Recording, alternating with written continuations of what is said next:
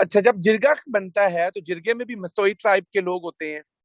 अब उसमें जिरगा जो है वो एक इनफॉर्मली, अब देखे ना कि हमारी सोसाइटी में जब इस तरह लड़के लड़की का इशू होता है तो व्हाट इज द सोल्यूशन, क्या किया जाता है? Any volunteer here?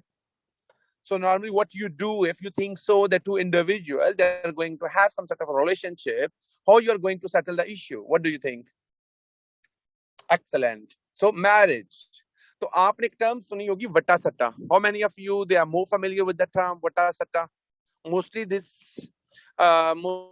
is very popular in Punjab, but I'm not sure whether that is also existing in other provinces as well or not. अच्छा, चलिए अच्छी बात है कि आपको ये वट्टा सट्टा की बात समझ आ गई है. Thank you very much. Okay, तो उसमें होता ये है कि जो वो कहते हैं जी कि अब पहले तो इन दोनों की आपस में शादी कर दो, कि सलमा और अब्दुल शकूर के आपस में लिंक है तो इन दोनों की शादी कर दें. प्लस ये करें कि जो सलमा है, सलमा की बहन, सलमा का जो भाई है उसकी अब्दुल शकूर के बहन के साथ भी शादी कर दी है, फिर ही वट्टा सट्टा होगा ना. ओके, अब ये जो प्रपोजल था that was acceptable to Mukhtara my family, क्योंकि मुख्तारा माई जो थी ऑब्वियसली वो ऑलरेडी डिवोर्स थी, 30 इयर्स उसकी एज हो चुकी थी और ये उसको पसंद नहीं था, ये प्रपोजल उनके लिए एक्सेप्टेबल नहीं था मस्तोई के लिए. अच्छा, can you tell me why that option was not feasible for Mastoi man? What were the reasons? देखिए, ये अभी प्रपोजल चल रहा था, that was a informal proposal, कि जिरगा ये समझता था कि इस तरह का एक डिसीजन दे दिया जाए. ठीक है, ये जिरगे का डिसीजन था. अब जिरगा ये तो नहीं कह सकता था कि लड़की को भी मार दें और लड़के को भी मार दें, क्योंकि वो तो इन्फ्लुएंशियल क्लास से बिलोंग करती थी. मोस्टली ये जब मारने की बात आती है तो वो तो एक को मारने की बात आती है, ये दोनों की, जब दोनों उसमें हूँ, आप समझ लें कि लो क्लास से बिलोंग करते हो, तो अपर क्लास की लड़की को तो मारने का हुक्म नहीं दे सकते थे जिरगा वाले.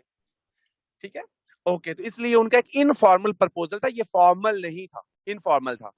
अब ऑब्वियसली इसको उन्होंने रेसिस्ट किया मस्तोई ट्राइब ने. उसकी रीजन ये थी कि एक तो वो ऑलरेडी डिवोर्स थी, उसके साथ साथ वो एक लोअर क्लास से बिलोंग करती थी, तो उनको ये था कि हम तो पहली बात अब्दुल शकूर को एक्सेप्ट नहीं करेंगे कि वो लो क्लास से बिलोंग करता है, लोअर क्लास से, तो अगर अब्दुल शकूर को नहीं करेंगे तो उल्टा हम उनकी लड़की ले लें जो कि ऑलरेडी डिवोर्स्ड है. Unfortunately in Pakistani society if there is any female who is a divorce at that time society basically shows a more, you can say, resentment, and divorce lady basically she is going to reflect stigma of a bad reputation, unfortunately. Not necessarily that she's going to have a bad character, but this is our general perception that she's having bad character, on the basis of which she's going to be divorced and so on, unfortunately. Okay, तो उन्होंने इसको नहीं माना. फिर आता है proposal number 2. Proposal number 2 जो था वो भी इनफॉर्मल प्रपोजल था और वो आता है मुख्तारा माई की तरफ से. वो कहते हैं कि अच्छा, हम इस तरह करते हैं कि जो प्रपोजल नंबर ए है यानी कि वट्टे सट्टे वाला, उसको हम लेटर एंड स्पिरिट में कर देते हैं इम्प्लीमेंट. प्लस जो मुख्तार ये है अब्दुल शकूर की फैमिली है, वो कुछ पीस ऑफ लैंड भी देने को तैयार है एज अ कंपनसेशन. तो again that was rejected by Mastoi man, क्योंकि उनका ये था कि हमने शादी नहीं करनी तो जमीन का तो मसला ही नहीं है, हम वो क्योंकि they were already very influential. तो again they were going to negate. Just hold on please, just give me 1 minute.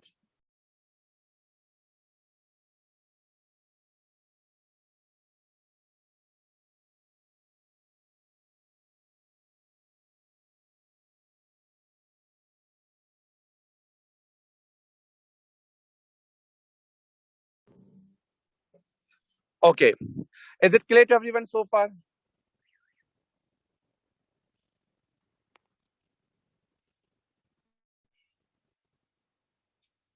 Okay, thank you very much. Okay, तो प्रपोजल नंबर जो 2 था वो भी एक किस्म का रिजेक्ट हो जाता है. फिर आता है प्रपोजल नंबर 3. जो प्रपोजल नंबर 3 आता है वो आता है मस्तोई मैन की तरफ से. ठीक है, लैला आपका क्वेश्चन है सर मुख्तारा माई थी कौन? अभी मैंने आपको बताया है ना कि मुख्तारा माई का लिंक बाद में आएगा ना, पहले आपको केस की तो समझ आ जाए ना. मुख्तारा माई को भी ले आते हैं कि वो कौन थी और किस तरह से लिंक हुई थी. अभी प्रपोजल नंबर 3 में लैला मैं वही बात बताने लगा हूं कि हो Mukhtaran Mai was a link to this case. अभी तक जो मैं आपको बता चुका हूं वो समझ आ रही है? देखिए, सेकंड प्रपोजल ये था कि जो प्रपोजल नंबर 1 है हम उसको सपोर्ट करने को तैयार हैं, बट्टे सट्टे वाले को. प्लस अगर हम वो समझते हैं कि अब्दुल शकूर ने कोई गलती की है तो हम उसमें कुछ जमीन भी उनको एज अ कंपनसेशन देने को तैयार हैं।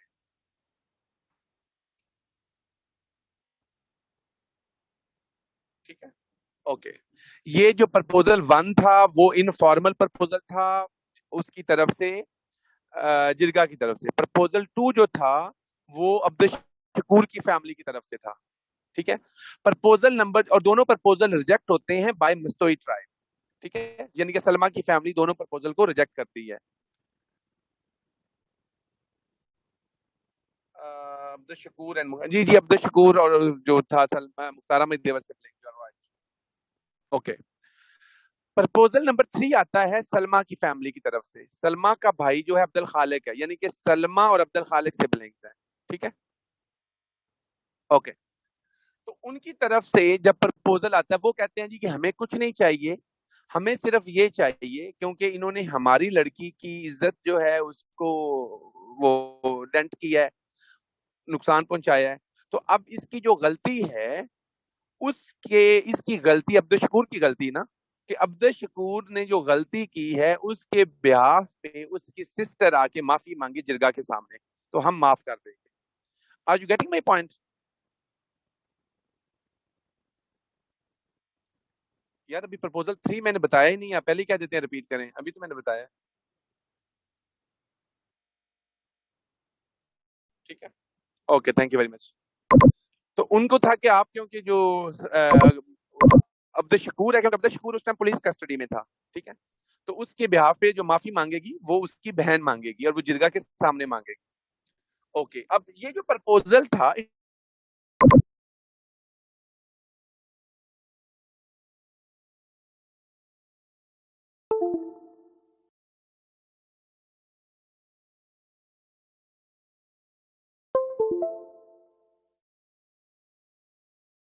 मस्तोई ट्राइब की तरफ से ही ये प्रपोजल था।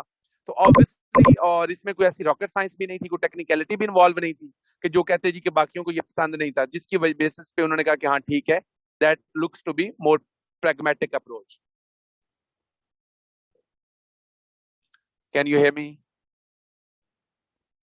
मैंने ये उसमें गुजारिश की है कि ये प्रपोजल बड़ा आसान सा लग रहा था, जिसको किसी ने भी रेजिस्ट ना किया और कहा कि ठीक है कि पूरे जिरगा के सामने अब्दुल शकूर की बहन आके माफी मांगेगी और इस तरह मामला रफा दफा हो जाएगा।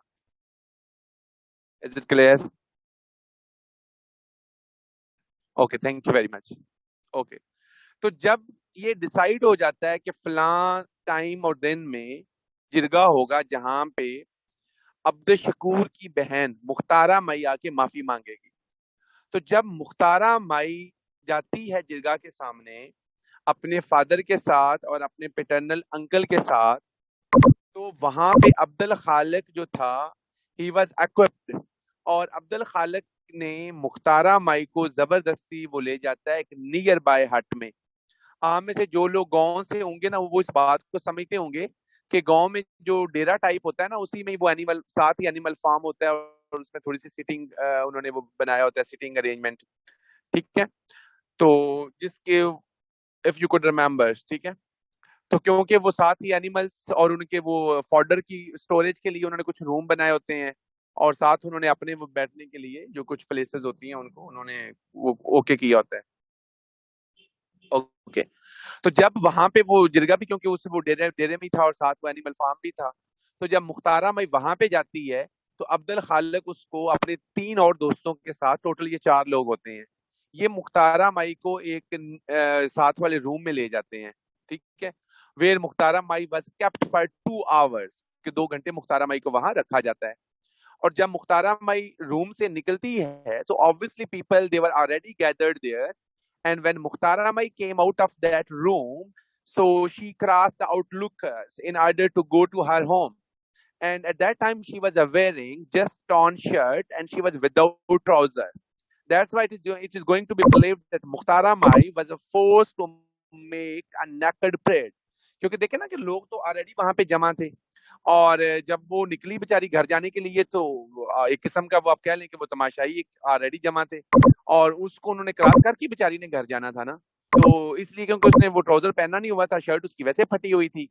तो वो मीडिया में रिपोर्ट होता है जी, क्या उसको जो है ना वो फोर्स किया जाता है कि वो नंगे परेड करे, and so something like that. Is it clear?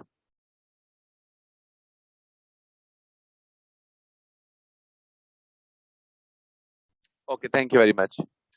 Okay, तो पुलिस को इन्फॉर्म कर दिया जाता है रात को कि जो बोथ ट्राइब्स हैं उन्होंने अपने जो इश्यूज थे वो सेटल कर लिए हैं, लिहाजा अब अब्दुल शकूर जो है वो पुलिस जो है वो अब्दुल शकूर को रिलीज कर दे। अब मसला उनके लिए ये नहीं था मुख्तारा मई का रेप करना। अगर उन्होंने मुख्तारा मई का रेप करना भी होता ना तो वो मुख्तारा मई का रेप कर सकते थे वेरी इजीली। उनका मकसद ये था कि मुख्तारा माई को पब्लिकली बदनाम करना, कि सारी दुनिया के सामने रेप करना उनका मकसद था। इसलिए उन्होंने कहा था कि मुख्तारा माई वो जिरगा के सामने आके माफी मांगे, ताकि सारे लोग जमा होंगे और हम जिस तरह इन्होंने हमारी फैमिली को स्टिग्मेटाइज किया है तो हम सारी दुनिया के सामने इनकी इंसल्ट करें। Is it clear?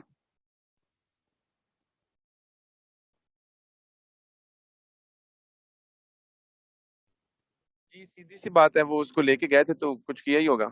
Any obviously rape भी होगा ना फिर। ओके। ओके, तो उसके बाद क्या होता है? उसके बाद मामला रफा दफा हो जाता है, यानी कि अभी दोनों पार्टीज ने सुलह कर ली है, अब्दुल शकूर पुलिस से निकल जाता है। और उसके बाद जो कमिंग फ्राइडे है, जो जुमा आता है, उस जुमे में जो एक लोकल इमाम साहब हैं, ठीक है, उनका नाम होता है मौलाना अब्दुल रजाक। मौलाना अब्दुल रजाक साहब इस इशू को हाईलाइट करते हैं जुमे की नमाज में, जुमे के खुतबे में। ठीक है, कि जुमे के खुतबे में वो उनको हाईलाइट करते हैं कि this is a heinous crime, कि इस्लाम में इस चीज की कोई गुंजाइश नहीं है और ये कबीरा गुनाह है। लेकिन हमारी सराउंडिंग में ये एक इंसिडेंट हुआ है और ये लोगों की बेहिसी है कि they are silent and nobody supported them. और एक जो लड़की है उसका जो गैंग रेप होना इस तरह से, ये खुदा का कहर है, यानी किस तरह की वो बातें करते हैं इमाम साहब। और इमाम साहब की जो बातें हैं they were very appealing, and there was a local reporter that was also sitting in the mosque, and he got inspired by the speech of Maulana Abdul Razak. So local, you can say, reporter whose name is Murad, he is going to publish this news, कि वो ये इस खबर को media में छाप देता है कि इस तरह एक मकामी जो लड़की है उसको जिरगे के कहने पे उसका रेप हुआ, क्योंकि वो जिरगे के कहने पे गई थी ना, तो इट मीन्स कि जिरगे को पता था सारा कुछ। तो उन्होंने इस चीज को हाईलाइट कर देते हैं मीडिया में।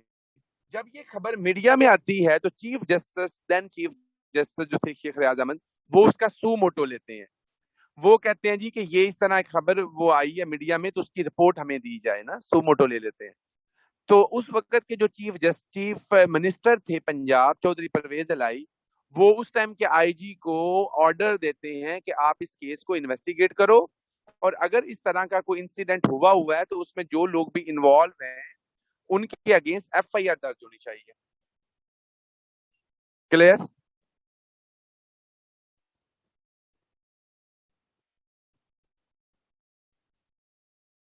अच्छा जी, रिपोर्टर का नाम था मुराद अब्बास, और जो मौलवी साहब थे उनका नाम था Abdul Razzaq.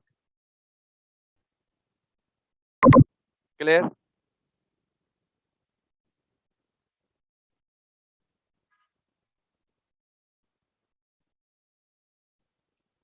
Is it okay? Okay, that's fine. Okay, तो उसके बाद जो है, जब सू मोटो लिया लिया जाता है तो पुलिस भी एक्टिव हो जाती है। तो उसके बाद वो जो ये जो केस है, इसमें एफआईआर दर्ज की जाती है और 14 लोगों को नॉमिनेट किया जाता है। यार ये इतना इंपॉर्टेंट नहीं है कि नाम क्या थे, ये आप भूल जाएंगे। जस्ट केस को आपका पता होना चाहिए। मैं थोड़ा सा उसकी डिटेल आपको बता रहा हूँ, not necessarily that you have to remember each and everything, क्योंकि इस पे ये इंपॉर्टेंट नहीं है कि चीफ जस्टिस कौन था या उसमें आईजी कौन था या उसमें वो मौलाना साहब कौन था। उस केस को आपने एनालिटिकली देखना है कि ये जो केस स्टडी है ये वेमेन के लिए किस तरह से एक आइडियल केस है, और ये जो केस है ये वेमेन के राइट्स को किस तरह से प्रमोट करता है। जो आपका मेन पर्पस है उस पर आपका फोकस होना चाहिए। ठीक है? ओके।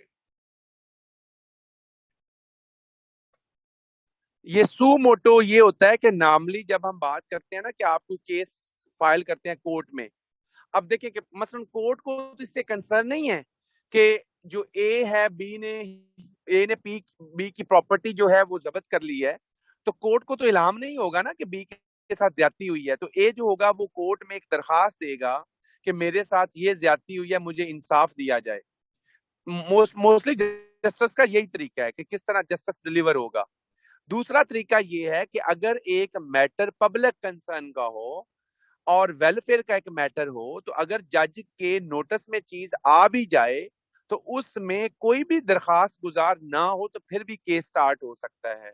इसको कहते हैं सू मोटो, कि जिसमें जरूरी नहीं है कि एप्लीकेशन आएगी तो उस पर कार्रवाई होगी। ये जज साहब के अगर वो उसके नॉलेज में कोई चीज आ गई है तो उसकी भी वो इंक्वायरी करवा सकता है, उसको कहते हैं सू मोटो।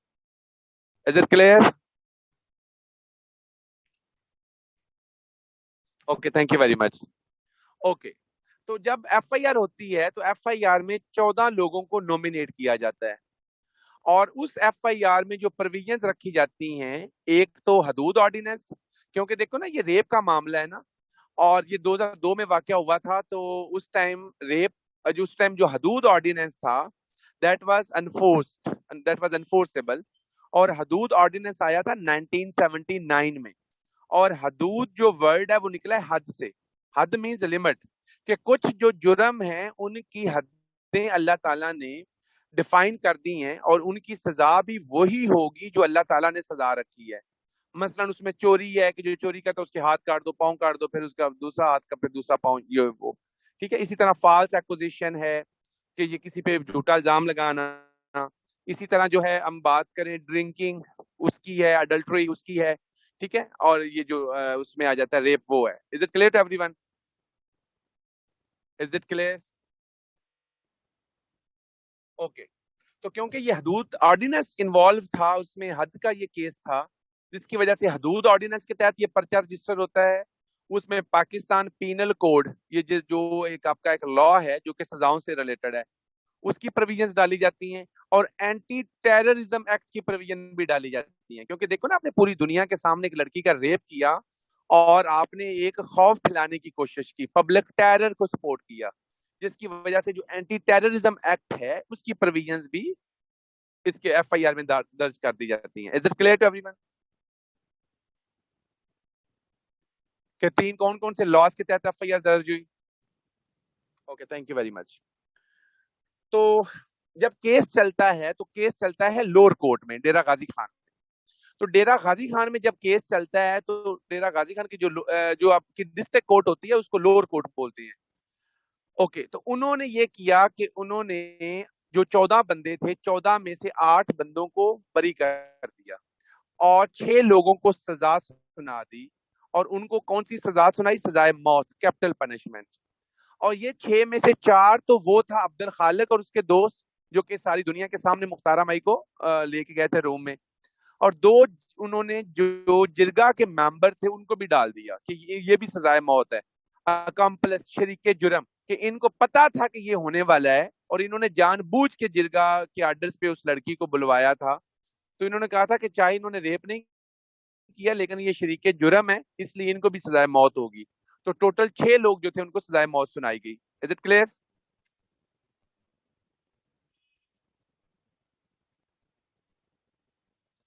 अच्छा, मुझे ये बताएं कि you wanna take break right now और आफ्टर 5 मिनट्स?